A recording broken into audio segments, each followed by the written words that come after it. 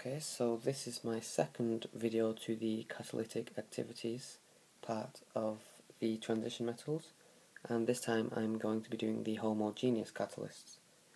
So homogeneous catalysts are in the same phase to the reactants, so that means they're all in the same physical state. They work by reacting with the reactants to form an intermediate species with a lower activation energy. This will then go on to react to form the products and reform the catalyst. We need to know two of these homogeneous catalysts, and they are iron 2+ and manganese 2+. Starting with iron 2+, this is used for the reaction between S2O8 2- and two iodides. The reaction is S2O8 2- plus 2 moles of iodide to form 2 moles of sulfate and 1 mole of iodine. The reaction, however, is slow, and this is due to the repulsion of the two negative charges. And this is exactly why we use the catalyst. So the catalyzed reaction, well, this is S2O8 2- plus 2 moles of the iron 2+ to form 2 moles of the sulfate ion plus 2 moles of the iron 3 ion. The second part of this catalyst reaction is then the 2 moles of the iodide reacting with 2 moles of the iron 3+, which was formed in the previous reaction, to form 1 mole of iodine and 2 moles of the iron 2+.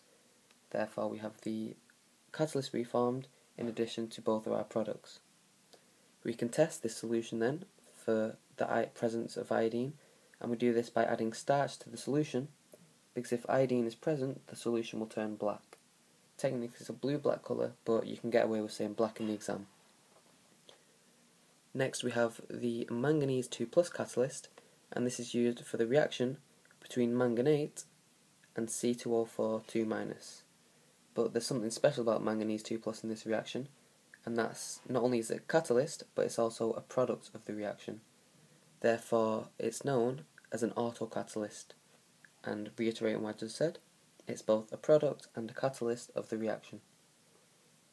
So the initial reaction of this, before it starts being catalyzed, is 2 moles of manganate plus 16 moles of H+, add 5 moles of C2O4 2- to form 2 moles of manganese 2+, plus 8 moles of water, plus 10 moles of carbon dioxide.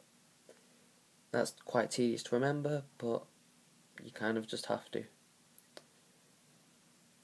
Once, however, enough manganese 2+ is formed, the catalyst reaction starts to happen, so the catalyst routes.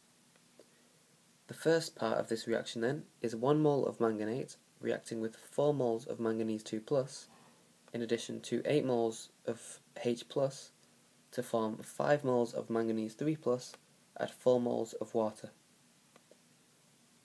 The next reaction to this is 2 moles of the manganese 3+, so not all of the manganese 3+ is transferred to this next reaction, but 2 moles of manganese 3+, add 1 mole of C2O4 2- to form 2 moles of manganese 2+ and 2 moles of carbon dioxide. The autocatalyst reaction's quite annoying because you just have to remember them equations. It's pointless, it's stupid, but that's AQA chemistry for you. So yeah, just make sure you learn them and you should be fine.